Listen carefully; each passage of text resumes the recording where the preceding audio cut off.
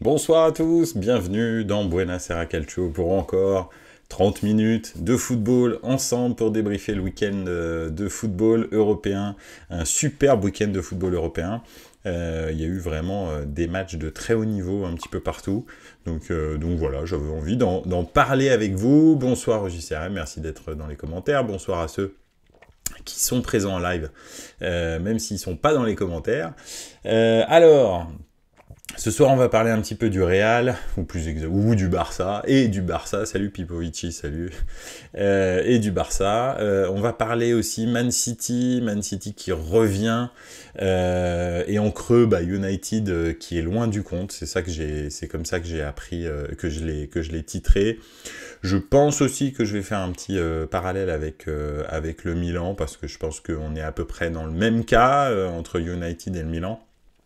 Donc voilà, un bon début de saison qui a caché quelques carences, et là on est en train de voir les carences, c'est à peu près pareil pour United.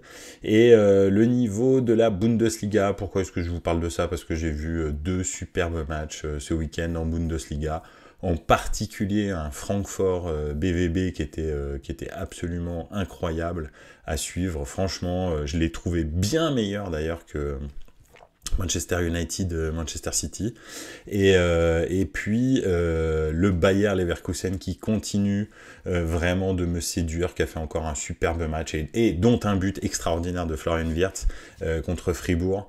Donc voilà, je me suis vraiment éclaté avec les deux matchs de dimanche en Bundesliga, ils étaient vraiment superbes, et donc j'avais envie d'en parler, du niveau de la Bundesliga, parce que je trouve que ça s'améliore, et c'est de plus en plus palpitant. C'était déjà un championnat offensif, mais là vraiment c'est de mieux en mieux. Au JCRM qui dit, on parle en Bundes, il y a le Klassiker samedi prochain, effectivement, à Dortmund. Ils reçoivent le Bayern. Justement, on va peut-être pouvoir un petit peu se projeter sur ce match. Donc voilà, on va commencer par le mur jaune, effectivement, avec un N. Le mur jaune, ouais, tout à fait. 25 000 personnes dans une tribune. J'espère qu'un jour, j'aurai l'occasion de le voir en live et de le voir crier autre qu'en Bundesliga, mais bon. À chaque fois, je me dis la même chose, et à chaque fois, je regarde où est Dortmund sur la carte, et à chaque fois, je me dis, waouh, c'est loin quand même. donc voilà, et puis il fait froid. Donc voilà, mais bon. Bref, on verra. J'ai appelé ça le premier point, Jude en surchauffe. Alors, ouais, Jude Bellingham, en ce moment, tout ce qui touche, c'est de l'or. Il pourrait tirer du vestiaire, il y aurait lucarne. Ce qu'il a fait contre le Barça, c'était quand même relativement inespéré. Très honnêtement, si on regarde la physionomie globale du match, on va pas refaire le match ensemble, vous l'avez certainement vu, mais pour moi, le Barça était plutôt dominateur dans cette partie. Alors, ils jouaient à domicile, mais même au-delà de ça, ils avaient plus de maîtrise. Oui, je suis toujours malade, si jamais vous allez peut-être m'entendre tousser quelques fois, désolé. Donc oui, effectivement, même ils étaient à domicile, mais même ils avaient plus de maîtrise sur le match. Et puis, tout d'un coup, Jude Bellingham est arrivé. Alors, ok, son premier but est stratosphérique. Effectivement, cette frappe dans l'axe, sans élan, il frappe, voilà.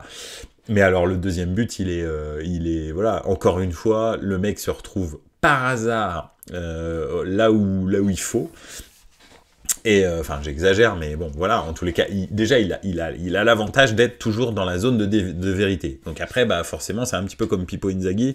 Même si je peux pas comparer encore Jude Bellingham à Pippo Inzaghi, mais c'est clair qu'il y a plus de chances quand tu es dans la zone de vérité que tu reçoives un ballon qui soit décisif, plutôt que quand tu es en dehors de la surface ou à 10 mètres de la surface. Donc ça, déjà, c'est sa valeur ajoutée à Bellingham. C'est que c'est un milieu offensif qui est très offensif et qui est très décisif. Donc ça, c'est cool.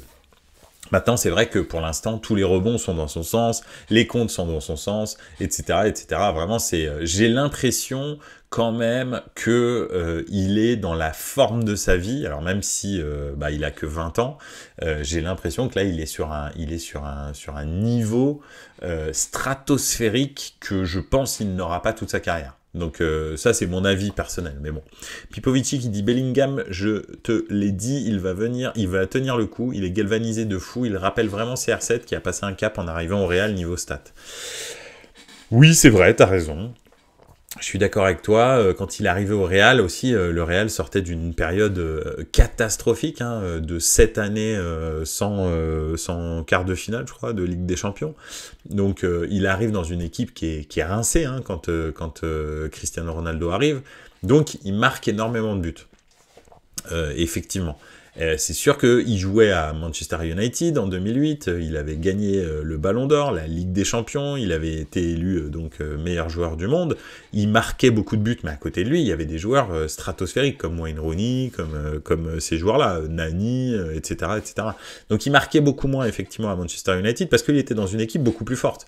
Parce que le Real de 2009, c'est un Real qui est pas terrible, avec un Benzema qui est absolument pas ce qu'il est sur la fin de sa carrière, qui est d'ailleurs Mourinho le qualifie de chat, hein, quand il dit je suis obligé d'aller à la chasse avec un chat, donc j'y vais avec un chat, mais je préférerais avoir un chien.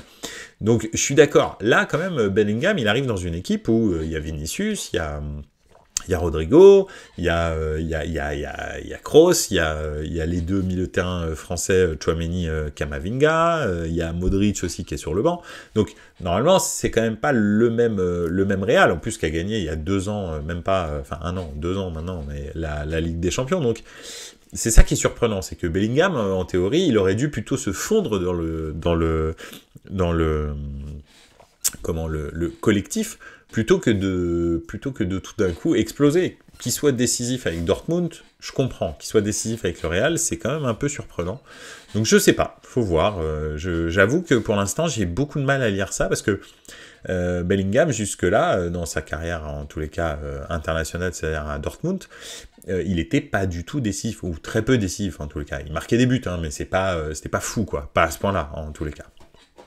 Au JCRM, entre Kane, Bellingham, Saka, Rashford, etc., l'équipe d'Angleterre doit gagner un trophée, pas possible autrement. Oui, de toute façon, ils s'en approchent. Chaque compétition, ils s'approchent de plus en plus. La dernière fois, ils étaient en finale. En Coupe du Monde, bon, bah, ils ont perdu contre le finaliste. Et très honnêtement, si on regarde le France-Angleterre, ils auraient dû gagner. Donc voilà, donc oui, très clairement, il est bien probable que l'Euro 2024 soit celui de l'Angleterre. Ça m'étonnerait qu'il y ait une autre équipe qui soit au niveau, excepté la France. Mais même, je trouve que la France est en dessous de l'Angleterre. Hein. Franchement, il y a beaucoup moins de maîtrise, il y a beaucoup moins de talent, etc. Après, la France a cet avantage que énormément de gens ont gagné dans le groupe, et donc ils ont cette expérience que l'Angleterre n'a pas, et surtout cette conviction par Mbappé, par Griezmann, par tous les cadres qu'il y a, qui peuvent gagner. Et t'as tout à fait raison, Southgate. T'as tout à fait raison, pardon, Pipovici, désolé, je voulais pas t'insulter. Southgate, il est nul. Et le problème, c'est que lui, il ne transmet pas la gagne. Lui, c'est un loser, on va dire, historique de l'équipe d'Angleterre. Hein. Le penalty raté en demi-finale de l'Euro 96. C'est Southgate. Donc lui, c'était un loser un petit peu magnifique de l'équipe d'Angleterre. Donc c'est vrai que, voilà, il transmet pas ça. Mais bon, bref, on verra. Au JCRM, Bellingham vient de recevoir le trophée Copa du meilleur jeune. Oui. Ouais, alors, je sais pas. En fait, je comprends par rapport à son début de saison au Real, mais sa saison dernière à Dortmund, c'était pas non plus fantasmagorique, quoi. Honnêtement, enfin, je me suis pas levé la nuit pour aller voir les prestations de Bellingham, hein.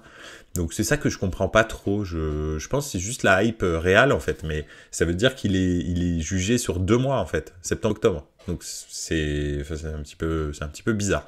J'ai l'impression, par exemple, que Saka l'année dernière a fait une meilleure saison que lui. J'ai l'impression que, enfin, tu peux trouver des jeunes qui ont fait une meilleure saison que Bellingham. Donc, je sais pas. Ouais, bref.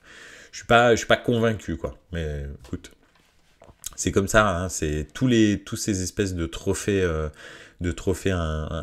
individuels dans le football. Très souvent, ça tape à côté. Hein. C'est très rare que ça reconnaisse réellement la valeur au niveau football de quelqu'un. Donc voilà, dans le collectif, hein, je veux dire. Donc bref, je suis pas forcément surpris. Bref, en tous les cas, Pour l'instant, j'arrive pas à savoir si, tout comme Benzema a pu vivre cette saison-là, est-ce que Bellingham est en train de vivre la saison où il touche du doigt le sublime, et effectivement, jusqu'au bout de la saison, et peut-être même, ça intégrera peut-être même l'Euro, il touchera plus terre, et il arrivera à faire la différence tout le temps, et le Real gagnera championnat et Ligue des Champions, et il gagnera l'Euro. C'est très possible, et peut-être lui gagnera le Ballon d'Or. Et après, il fait quoi, je sais pas, et sa carrière s'arrête. C'est ça le truc, c'est que comment tu fais pour te renouveler? Parce que des Messi et des Ronaldo, il y en a deux, et il y en a eu deux, et il y en aura que deux, je pense, dans l'histoire du football. Hein. Il faut bien savoir que ça y est, hein, c'est business as usual, les gars. Enfin, moi, ça fait 35 ans que je suis le football. Les ballons d'or, chaque année ça change parce que les gens n'arrivent pas à maintenir leur niveau d'habitude aussi élevé. Hein. C'est pas faisable. Donc je sais pas, tu prends Benzema, il a jamais été au niveau qu'il a eu quand il était au ballon d'or. Voilà, et puis c'est arrivé une saison et ça n'arrivera plus jamais et ça n'est jamais arrivé avant. Donc voilà, et c'est la même chose pour plein de joueurs qui ont gagné le ballon d'or ces derniers temps, qui étaient des joueurs absolument extraordinaire. Je sais pas, je prends Kaka, je peux prendre Shevchenko, là je peux vous prendre 2000 années, mais on peut prendre Cannavaro, on peut prendre Michael Owen, on peut prendre, je sais pas, que dis-je encore, enfin il y en a plein, mais il y a que Cristiano Ronaldo et Messi hein, qui ont réussi à garder ce niveau-là en fait. Ronaldinho, Ronaldo, etc.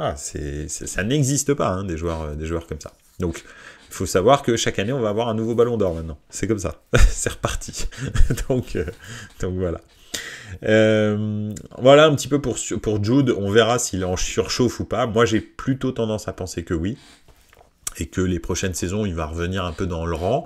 Déjà aussi il bénéficie grandement du manque d'un numéro 9, et le Real veut vraiment un numéro 9, donc quand il y aura un vrai numéro 9 comme Erling Haaland ou Kylian Mbappé, enfin si tant est qu'on puisse penser que c'est un numéro 9, mais bon ça c'est... On verra bien ce que Florentino Pérez imagine. Mais si, le jour où il y aura un vrai numéro 9, en fait, ce sera réglé. Hein. Bellingham, il va commencer à marquer beaucoup moins. Donc voilà. Là, pour l'instant, c'est Rossellou, quoi. Donc oui, il marque beaucoup de buts. C'est clair, parce qu'en fait, très souvent, d'ailleurs, quand vous regardez, c'est dans l'axe, en fait, qu'il marque. En fait, il l'absorbe, il est aspiré par cet espace un peu vacant, où il n'y a pas de joueurs de très haut niveau. Donc voilà. On verra bien. On va passer, si ça vous va, sauf si vous avez d'autres choses à rajouter sur Jude Bellingham et sur le championnat d'Espagne. Mais pour ma part, c'est terminé. On va passer à United est loin du compte. Pourquoi ? Parce que, effectivement, le match contre City, en fait, ça a souffert d'aucune discussion. C'est un derby, normalement. Souvent, hein, les équipes arrivent à se mettre au niveau, on va dire, de l'adversaire dans ce genre de match. Et là, en fait, United a eu peut-être une occasion au début du match, une opportunité, on va dire, je sais même pas si on peut appeler ça une occasion. Et puis ensuite, après, ils ont déroulé Manchester City. Et Manchester City, il faut savoir que ça fait quand même très longtemps qu'ils déroulent plus en championnat d'Angleterre. Depuis le début de saison, ils maîtrisent pas leur match. C'est pas du tout l'équipe souveraine qu'on a pu voir la saison dernière ou les saisons précédentes, qui sont en contrôle complet et total de tous les matchs qu'ils jouent, etc. Depuis le début de saison, c'est une équipe qui est en souffrance. Et effectivement, c'est pas simple pour Manchester City. Et pourtant, United s'est fait strictement rouler dessus. Donc c'est vrai que c'est compliqué d'analyser, enfin comment dirais-je, de voir le positif dans le projet United. Hein. Moi j'avais l'impression que cette année ils s'étaient un petit peu renforcés et qu'ils allaient dans le bon sens, parce que la saison dernière était quand même une saison qui était plutôt optimiste, on va dire. Moi j'ai trouvé ça un petit peu optimiste, j'avais même dit que le projet de Ten Hag commençait vraiment à prendre forme. Donc voilà. Juste, je reviens dans les commentaires parce qu'il y a peut-être une petite intervention concernant le sujet précédent. Si tu regardes le Ballon d'Or avant le quadruplé de Messi et le doublé de Ronaldo, fallait remonter à Platoche. Ouais, pour voir un joueur le gagner plusieurs fois d'affilée. Effectivement, il y a eu Platini, il y a eu Van Basten, et c'est à peu près tout. Donc voilà, c'était Van Basten, Platini. Et le truc aussi, c'est que à l'époque où Platini et Van Basten gagnent les Ballons d'Or 3 fois d'affilée pour Van Basten, 3 fois d'affilée pour Platini, les Sud-Américains ne sont pas invités à l'élection du Ballon d'Or. Ce ne sont que les joueurs européens. Ce qui fait que, par exemple, Maradona n'était pas éligible au Ballon d'Or. Sachant qu'on sait tous que probablement, quand Maradona jouait et que Platini était encore là, très clairement, enfin, je veux dire, il n'y a pas photo, je pense quand même que Maradona était au-dessus. Surtout qu'il gagnait des titres avec une équipe de chèvres. Donc c'est quand même un petit peu important. Donc je pense qu'effectivement Maradona aurait dû en prendre un ou deux au passage, même à l'époque de Van Basten, parce qu'en 90, quand Naples gagne le titre, non pardon, c'est 87, quand Naples gagne le titre, 90 quand il gagne la C3 et tout, je pense qu'il peut prendre le Ballon d'Or cette année-là. Donc voilà. Au JCRM Pipovici parlait de Southgate, les choix de Ten Hag très bizarres. Aussi titulariser Evans au lieu de Varane pour un match aussi important, choix étonnant. Effectivement. Okutunujo, un homme heureux arrive. Bah oui, c'est vrai que l'Atalanta a gagné ce week-end, ce soir, pardon, c'est même pas ce week-end. Ce soir, l'Atalanta, qu'est-ce qu'ils ont fait finalement? Parce qu'ils menaient 2-0 à la mi-temps. J'ai pas regardé. Et, ok, d'accord. Donc bon. C'est nouveau ça. Atalanta 3-0, Empoli, c'est beau, bravo, félicitations. Super Scamacca, avec une talonnade, j'ai vu qu'il avait mis un but en talonnade. Bref, quoi qu'il en soit, Cotonujo utilise un mot fleuri pour expliquer ce qu'ils ont fait à Empoli. Voilà. Bravo, j'aime les fleurs. Donc oui, c'est vrai que United est loin du compte. En fait, on avait l'impression qu'il s'était renforcé. Le début de saison était plutôt pas mal. C'était pas catastrophique. Ils avaient eu quand même des résultats qui étaient intéressants. Malheureusement, c'est vrai que ça s'est vite arrêté. Et donc voilà. Ces derniers temps, ok, ils ont fait 3 victoires, 2 défaites, mais en fait, ils perdent beaucoup. Et quand ils doivent gagner, en fait, quand ils doivent pas perdre, ils y arrivent pas. Ce qui fait que là, on regarde, ils ont déjà 11 points de retard sur le premier. Et sur la 4e place, ils ont déjà 8 points de retard. Ce qui est monstrueux, très honnêtement. Et là, si on en reste là, ils sont 8e du championnat, donc hors des places européennes. Et c'est pas ce qu'on attend pour Manchester United. Donc voilà. En tous les cas, c'est vrai que au JZRM qui dit Højlund, sacré flop pour le moment, au prix où ils l'ont payé. Ok, il revient de blessure, mais vu l'argent investi, ça sent quand même le flop. Tout comme Anthony, même si lui, c'est la saison passée. Ouais, non mais ça c'est clair que c'est 2 recrues qui sont pas... Moi, Højlund, bon déjà le prix était complètement stratosphérique, c'est pas normal quoi. Et puis je veux dire, moi je regardais la Serie A quoi. Je veux dire, Højlund, ok, bon c'était un numéro 9 intéressant, voilà. C'est pas une superstar. Il peut pas passer de l'Atalanta à jouer le titre en Première Ligue, honnêtement. Je sais pas, il doit faire au moins une étape au milieu, soit en Serie A, soit en Liga, pour un petit peu se développer. C'est pas possible, tu vois, tu passes à l'Atlético Madrid, tu passes à Milan, tu passes à l'Inter. Bon, quoi qu'à l'Inter, c'est déjà trop élevé, mais peut-être, je sais pas, à la Lazio, à la Roma, ou un truc comme ça, déjà un gros club, voir ce que tu vis dans la pression, ce que tu vaux dans la pression, puis après, là, tu vas jouer dans le meilleur championnat du monde pour jouer le titre. Mais pas directement comme ça, hop là, allez c'est parti, t'as 20 ans, on te paye 80 millions et vas-y bisous, c'est parti, c'est n'importe quoi. Surtout qu'il a pas des stats de ouf. Enfin, au Cotonujo, tu me confirmeras, mais enfin les stats de Højlund à l'Atalanta, c'est quand même pas Ronaldo, il phénoménal quoi. Je veux dire, faut arrêter avec lui. Donc voilà, il est gentil, des fois il fait des trucs pas mal, il a une très belle vitesse, mais honnêtement c'est quand même pas génial. Donc voilà. United donc est loin du compte, et c'est vrai qu'effectivement en plus Ten Hag fait des choix vraiment bizarres, t'as raison, avec Varane à la place de Evans, et puis bref, tu vois, moi je pense que c'est un problème de... Très honnêtement, je sais pas pourquoi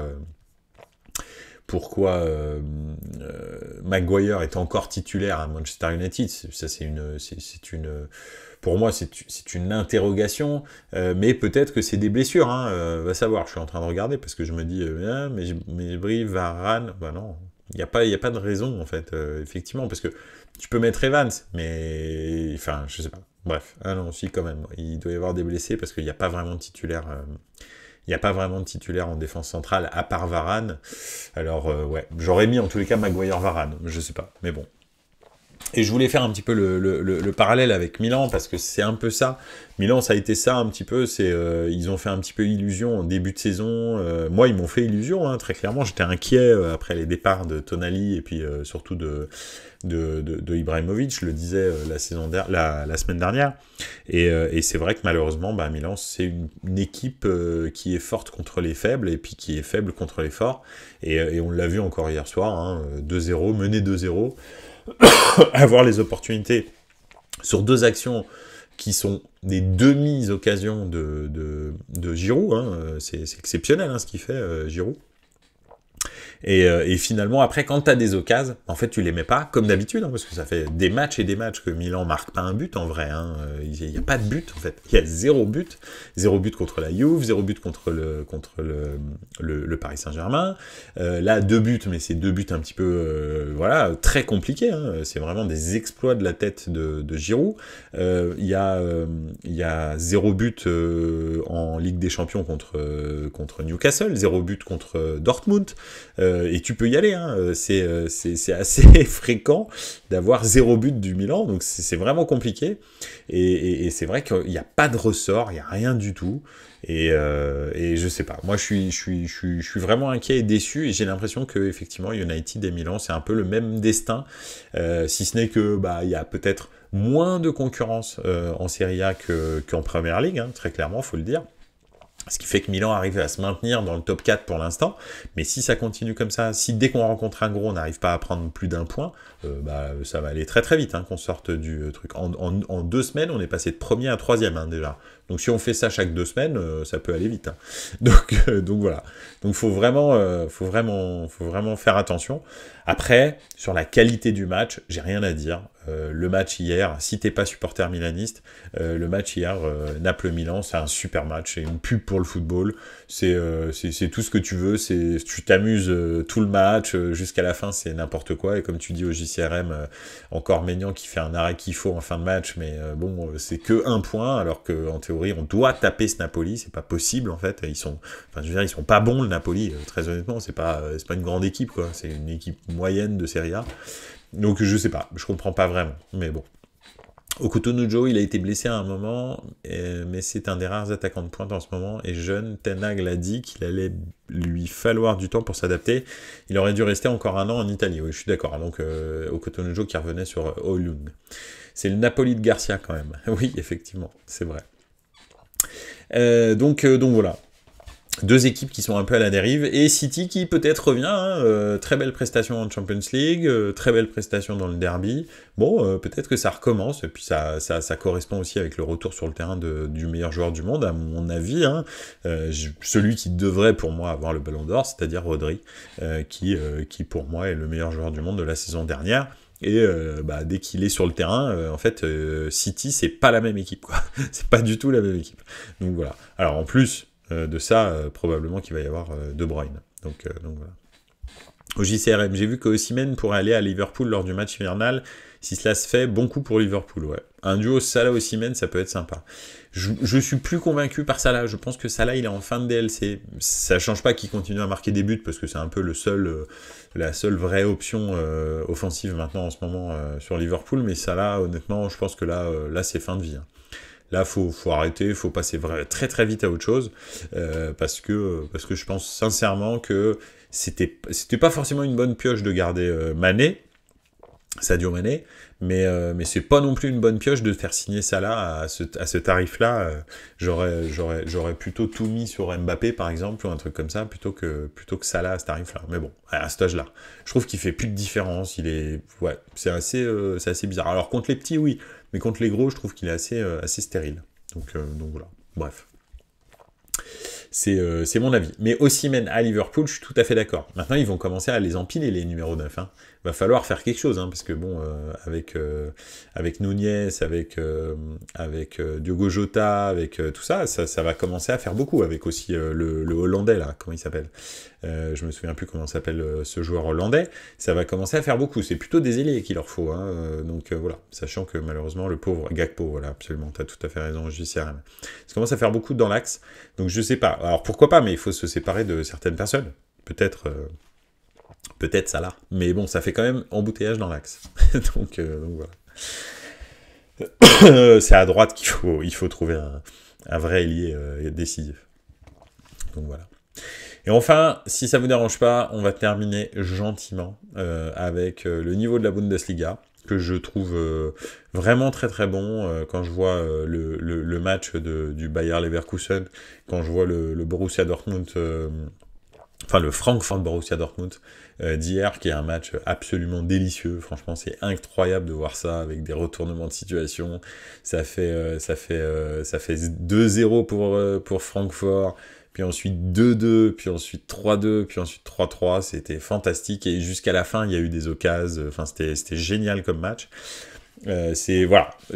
Moi, je suis enthousiasmé par la Bundesliga, comme ça fait très longtemps que je ne l'ai pas été. Et d'ailleurs, ça se ressent dans le classement de la Bundesliga, parce que finalement, dans le haut du classement, le Bayern n'est pas premier, c'est toujours le Bayer Leverkusen qui est premier avec 25 points, le Bayern est deuxième avec 23 points, et puis on a des équipes comme Leipzig qui joue de mieux en mieux, qui a eu un petit trou parce qu'ils ont fait 2 matchs nuls, mais sinon, ils jouent très très bien et de mieux en mieux. Hein. Franchement, l'intégration de Openda et de Xavi Simons, j'en parlais la semaine dernière, mais c'est incroyable. Et ils ont vraiment un très très bon groupe. Le Borussia Dortmund qui se remet petit à petit de ses tribulations de l'année dernière. Et le gros invité surprise, hein, bien sûr, c'est le VfB Stuttgart qui a perdu ce week-end, donc qui a un petit peu, on va dire, décroché. Mais sinon, à part ça, je veux dire, c'est Stuttgart, quoi. Stuttgart, c'est un club absolument et éminemment historique dans le panorama allemand, et qui reviennent au sommet, c'est vraiment top. Donc franchement, moi, je trouve que c'est vraiment cool. Leipzig sera champion cette saison pour moi. Ils enchaînent les matchs en difficulté et ils ont un banc. Oui, c'est vrai, t'as tout à fait raison. Je sais pas s'ils seront champions, mais en tous les cas, là je trouve qu'ils ont vraiment un super niveau de football. Vraiment, c'est agréable de les voir jouer, que ce soit en Ligue des Champions ou en Bundesliga, c'est super agréable. Donc ça, c'est vrai que pour moi, c'est avec le Bayer Leverkusen l'équipe la plus enthousiasmante de Bundes pour l'instant. Donc voilà.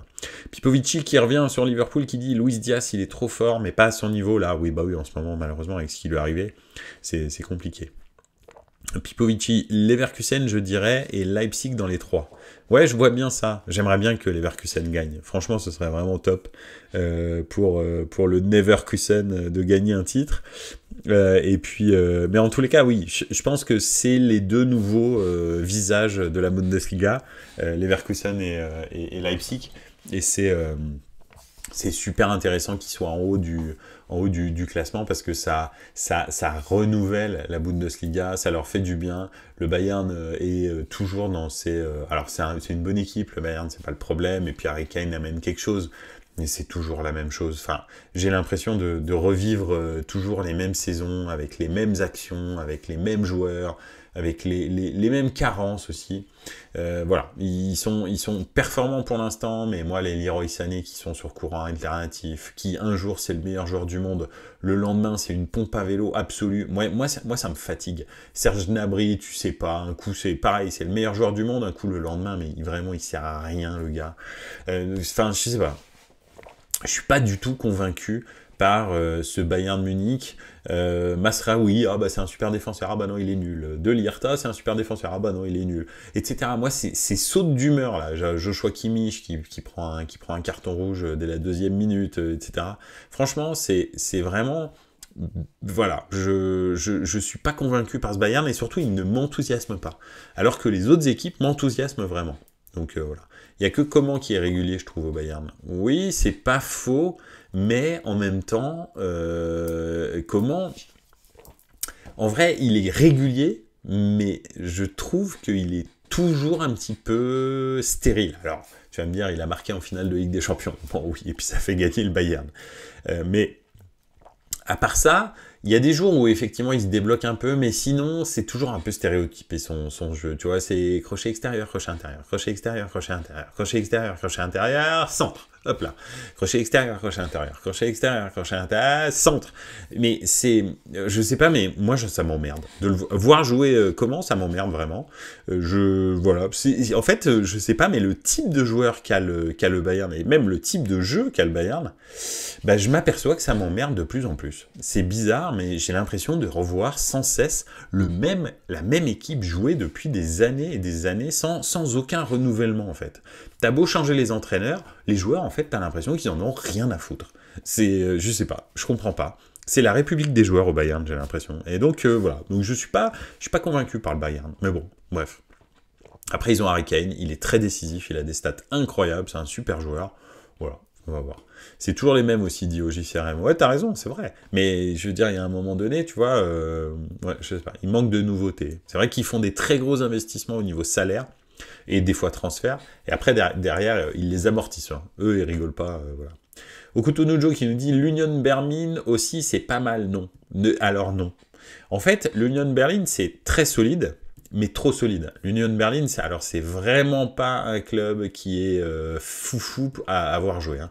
Honnêtement, l'Union Berlin, très souvent, tu t'emmerdes. Non, honnêtement, c'est très... En gros, l'Union Berlin, c'est un peu... Et vous m'arrêtez si je me trompe ou si vous avez une autre perception, mais ça me fait penser au Lille des années 2000. Tu sais, cette équipe ultra costaude derrière, qui terminait en Ligue des Champions, hein, avec, c'était quoi, Claude Puel, qui terminait voilà, c'est tout à fait raison, Pipovici. Union Berlin, c'est l'Atlético. Mais qui terminait en Ligue des Champions, qui avait un ou deux bons joueurs devant, et encore, cette année, je trouve que ça pêche un peu, quand même. Mais c'est vrai que, voilà, c'est très souvent très restrictif comme jeu. Alors, cette année, en plus, ils ont fait des espèces d'investissements un peu chelous sur des joueurs un peu chelous, et c'est vrai que voilà, bah, ça marche pas trop bien, quoi. Kevin Volland, qui c'est qu'ils ont pris aussi, Gossens, etc. Ils ont quand même pris des joueurs qui sortent un peu de leur calibre de d'habitude, et ça marche pas. Ça prend pas parce qu'en fait, il faut vraiment être... Bonucci aussi, ouais, t'as tout à fait raison, JCRM, bah oui, j'avais oublié cette fraude-là. Et... pardon, excuse-moi, c'est sorti du cœur. Donc, voilà. Mais oui, donc... effectivement. Alors, voilà, tout à fait, t'as tout à fait raison, Pipovici préfère regarder Fribourg ou Francfort. Carrément, c'est des équipes complètement déséquilibré, mais au moins tu t'amuses avec Fribourg ou Francfort. Regarde le match qu'ils ont fait Francfort contre Borussia, c'est fantastique. Bon, avec l'Union Berlin, je vais te dire, ça n'arrive pas, un 3-3 comme ça n'existe pas. Donc voilà. Bon, là, ils ont perdu 2-0 en l'occurrence contre le Werder ce week-end, mais ça n'existe pas. C'est pas dans la philosophie du club, qui est un club, après faut savoir, hein, c'est quand même un club d'ouvriers, l'Union Berlin, et c'est vrai que ça se ressent un petit peu sur le terrain, ce qui est très bien, mais je veux dire, j'ai absolument rien contre les ouvriers, au contraire.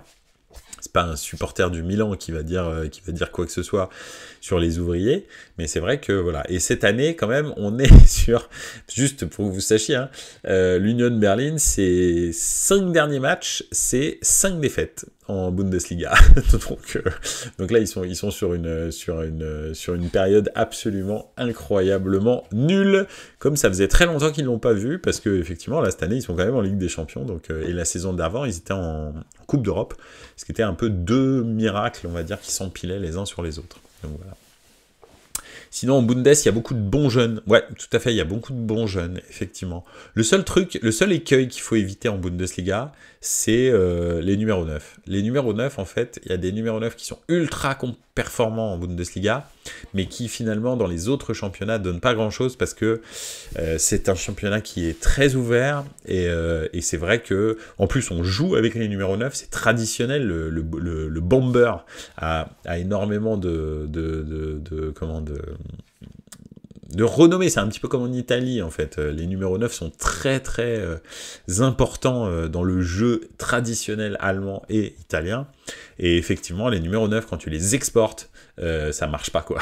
Effectivement, oui, comme tu dis, on l'a vu avec Werner, qui était très bon à Leipzig, un gros flop à Chelsea, effectivement c'est plus qu'un flop, c'est la fête. Donc voilà.